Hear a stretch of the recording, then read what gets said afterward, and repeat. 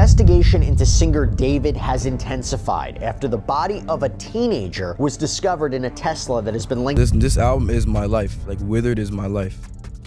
Petals of Thorns and Lost Petals are what I wanted my life to be, and then Withered is my life. This Celeste and David case just went from twisted to downright chilling. The feds claim they finally pieced together a solid timeline proving David was reckless with Celeste.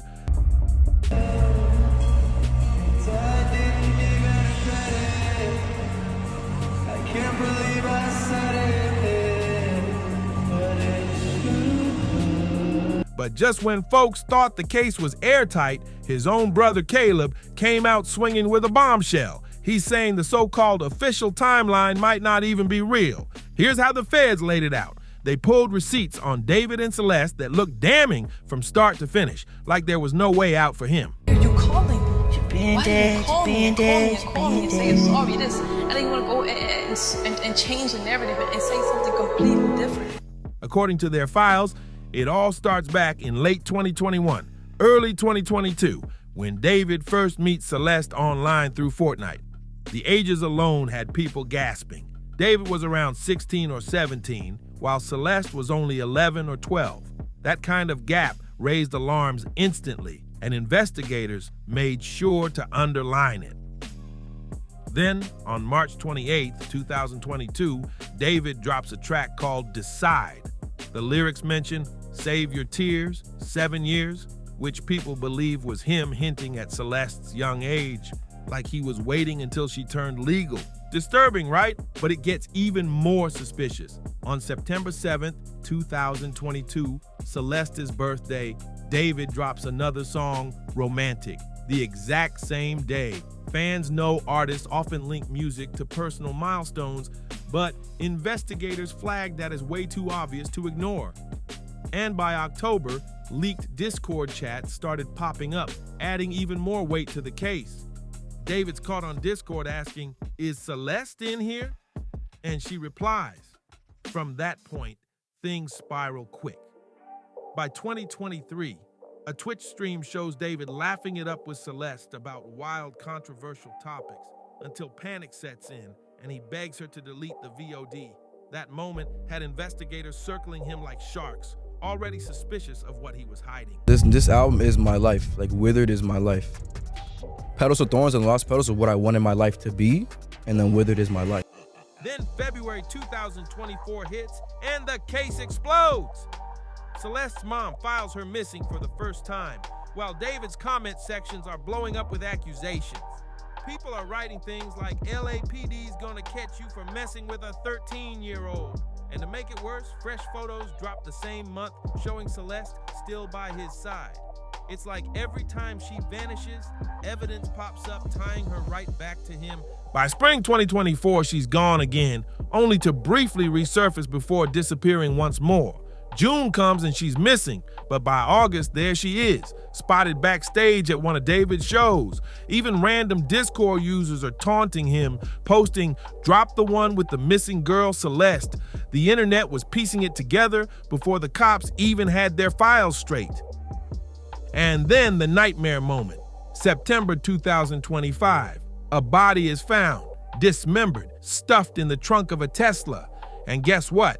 That Tesla's registered in David's name. That's when everything unravels in real time. Police raid his manager's house. His label drops him instantly. David scrambles online, deleting Reddit posts and locking his Fortnite stats like he's trying to erase his trail. By then, the timeline looks bulletproof, every arrow pointing at him. But here's the twist. This airtight timeline the feds built is exactly what Caleb, his own brother, is now tearing apart and calling fake. Caleb's flipping the script. He's basically saying all these dates and receipts don't prove guilt. They prove somebody set his brother up. That claim turns the whole case upside down. But right after the feds dropped their so-called airtight timeline, rumors exploded that Caleb himself might actually be working with the cops. Whispers started spreading fast. Folks were saying Caleb didn't just cut ties with David. He might be cooperating behind closed doors. Some Reddit threads even flat out accused him of snitching.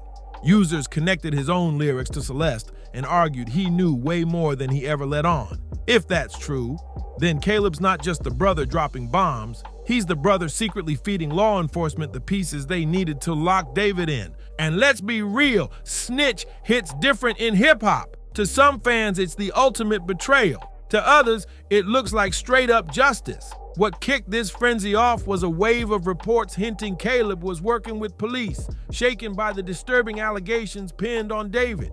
Internet detectives went digging through his songs, claiming certain bars lined up a little too perfectly with what went down between David and Celeste.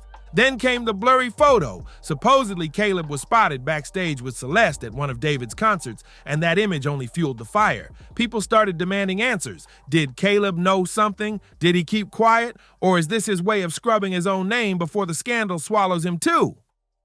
Some sources even claim Caleb's been working hand in hand with authorities, and the internet ran with it like wildfire. Whether that's fact or just clout-chasing journalism, the damage is already done. Caleb's name is locked into the scandal now. But here's the real question. If he is cooperating, what's his true angle? Is he trying to cut ties and protect himself before the feds start connecting the dots to the entire camp? Don't forget, David's manager already had his house raided and the label dropped him without hesitation. The people closest to David are already bailing out to save their own skin. So if Caleb's stepping in as the so-called informant brother, is it his survival move? Or is he purposely driving the nail into David's coffin? And here's where it gets sinister. If Caleb really is feeding law enforcement info, then all those cryptic songs, the eerie voicemails, even the tattoos, suddenly they might not just be unsettling coincidences. They could be evidence. The very clues that drag David's case over the edge. But before anyone crowns Caleb as a snitch, we gotta step back and look at the chaos online, because the internet has been drowning this case in false leads and viral lies since the beginning. Misinformation spreads faster than facts, and it's been warping the story nonstop. The wildest example? That viral pregnancy rumor. A post on X racked up over 2.5 million views, claiming Celeste was pregnant when she died, and that infant remains were found near David's home. That pregnancy rumor alone sent shockwaves through the fan base. People started saying this wasn't just a tragic relationship gone wrong. This was something way darker. But here's the cold truth. That claim's been completely debunked. No official reports, no forensic confirmation, nothing from law enforcement to back it up. Just pure misinformation that spread like wildfire because fans were desperate for answers. Then came the wild narrative about Celeste's aunt, and this one's messy. Screenshots started circulating of her posting shoutouts, flexing her new talent badge, and seemingly treating the tragedy like a content grind. Some folks called it straight-up clout chasing, while others argued she was coping in her own way. Either way, it had fans side-eyeing the family dynamic hard. And all this noise, false leads, family drama, viral posts, has turned the case into a fog. On one side, you've got federal investigators quietly building a homicide file. On the other, you've got online sleuths tossing out unverified theories, half of which collapse under scrutiny. It's chaos, plain and simple. But here's the kicker. This chaos might not even be random, because when the internet floods with rumors, the real evidence gets buried under noise. If someone wanted to cover their tracks or distract from the truth, flooding timelines with lies would be the easiest way to do it. So now the question burns hotter. Are these false claims just desperate fans reaching for answers? Or are they part of a bigger play to cloud the case and keep the truth locked up? And this is where things get chilling. While the internet's chasing fake rumors and dead ends, the darkest evidence might have been hiding in plain sight all along, inside David's own music. What investigators are pulling from his lyrics and texts feels less like coincidence and more like a straight-up confession. If the timeline and Caleb's bombshells weren't enough, the scariest clues might actually sit right there in David's songs, voicemails, and interviews. Once you start dissecting every lyric, every cryptic voice note, every public breakdown on stage, the picture looks less like art and more like evidence carved into melody. To understand how deep this goes, you gotta look at his background. David's parents pulled him out of school, kept him homeschooled, and raised him under a strict, controlling religious household. He admitted all of this himself in an interview with Dazed. Some even claim he was already showing disturbing obsessions, blood, death, violence, long before video games and isolation ever took hold. Then the fame hit. He blew up online, the money came in, and suddenly his parents loosened their grip.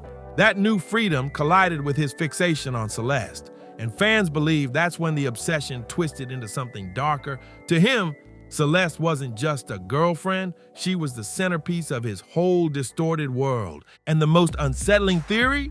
David may have killed her sometime between October and January, either before or right after putting the finishing touches on his last album. When you break down the album's content, the lyrics, the interviews, even the way he spoke about it, the theory starts to sound way less far-fetched. In one chilling interview, David said, "That's what I feel for my art. It's beautiful for a time, so my music is only here for a temporary time. Withered is the process of going back to where I came from. I wanted the album to sound like a goodbye, a send-off to the next era or whatever I'm doing next." He doubled down on those words again during his sit-down with Zach Ang. And now looking back, fans can't help but wonder, was that goodbye meant for his career or for Celeste herself? David also had this obsession with the invisible string theory and the Korean concept of chong, a deep emotional bond that's almost impossible to break, even when it's toxic. He once admitted, "The irony was that the person who taught me this begged, 'Don't leave me,' but in the end, she left anyway."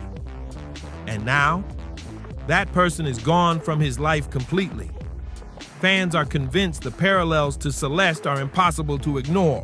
Then comes the flower symbolism, dark and loaded with meaning. His project, Withered, transitions into talks of a deluxe edition called Japanese Lily. In Japanese culture, the red spider lily is no casual flower. It represents death, mourning, and the separation between life and death. It blooms right as summer fades into fall, the season of endings and transformation. So was this just an artistic metaphor about evolving, or a chilling nod to Celeste's fate? And here's the smoking gun for many fans. Celeste's actual voice is scattered across his tracks, including "I Never Needed You" and "So Long." For some, that makes the music feel less like art and more like a haunting confession. Goodbye. That's the first thing you hear. Celeste's voicemails, crying, sounding drunk, apologizing, saying she misses him. In the opening track, she says, "You're always the one calling my phone. You have to figure out what's going on with you." It paints a chilling picture of a girl trying to pull away and a boy who refused to let go. Then there's the SoundCloud track Satan's Pursuit, dropped in late 2023, and it's even darker. David raps, "It kills me slowly, day by day. I need to find somewhere to clean my thoughts, but I'm not happy at all. I let Satan pursue me. I still miss you the way it was before I threw my life away." Fans can't help but ask, was he confessing in real time? And it's not just the recordings. His live performances started getting disturbing too. In April 2025, during the Band Lab experience, David broke down sobbing in the middle of Afterlife, unable to finish the song. Then again in June, he performed it live and had another public breakdown right on stage. Fans are torn. Was it grief, guilt, or both? Either way, it left the crowd shaken to its core. Add it all up, the birthday releases, the death flower imagery, the invisible string theory, Celeste's actual voice in his tracks, his repeated onstage meltdowns, and it paints a haunting portrait for many fans. To them, this isn't just coincidence anymore. It's obsession immortalized in music. And this is where the darkest theory takes shape, that David kept Celeste alive with him for months, then dumped her body in a Tesla, hoping it would eventually get towed and destroyed before anyone ever found her. Some fans even whisper he might have wanted to get caught, because why else would he scatter so many eerie clues across his music like breadcrumbs? But here's the question that keeps lurking. If David was spiraling this badly, did the people closest to him, his management, his label, know more than they've admitted? And if they did, how deep does this cover-up actually go? The spotlight starts shifting right here. While most fingers point at David, others are now wondering if his entire camp, his manager, his label, even his crew, were in on more than they let slip. Let's start with Josh Marshall, David's manager. The feds raided his house right after Celeste's body was identified. Now ask yourself, why would investigators target the manager unless they believed he was tied up in the mess too? And fans have receipts. They've been claiming Josh and the label weren't blind, they were enabling David's predatory behavior. People allege they were warned back in 2024 that Celeste was a missing minor, yet nothing changed. If that's true, Josh can't hide behind ignorance. This wasn't just a random fan in the crowd. This was a reported missing girl, repeatedly showing up at shows, even backstage with the crew, while still underage. Anyone in David's circle could take one look at Celeste and see she was too young. The fact that she needed fake IDs, couldn't drive, and was still popping up in concert photos? That should have been a dead giveaway.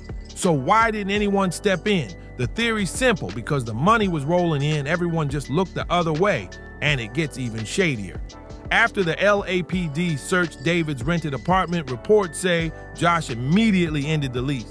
Fans saw that as a straight-up cleanup move, like he was trying to erase traces before cops could dig deeper. The label bailed just as fast, cutting ties almost like they knew the storm was coming. And here's where Caleb steps back into the picture. If his brother really is snitching, or at least cooperating, then investigators might not just be circling David anymore. They could be digging into everyone tied to him. Management, the label, even family. Caleb distancing himself or quietly feeding info could be his way of dodging the fallout, while Josh and the label scramble to keep their names clean. One thing's becoming clear. David's no longer the only one under suspicion. His whole team's being dragged through the mud, and the deeper the case goes, the more people believe this wasn't just one man spiraling out of control. It looks like a whole system built to protect him until the truth got too big to hide. What do you think? Was this an organized cover-up or just negligent spiraling out of control? Drop your thoughts in the comments. Don't forget to like, subscribe, and I'll see you on the next one.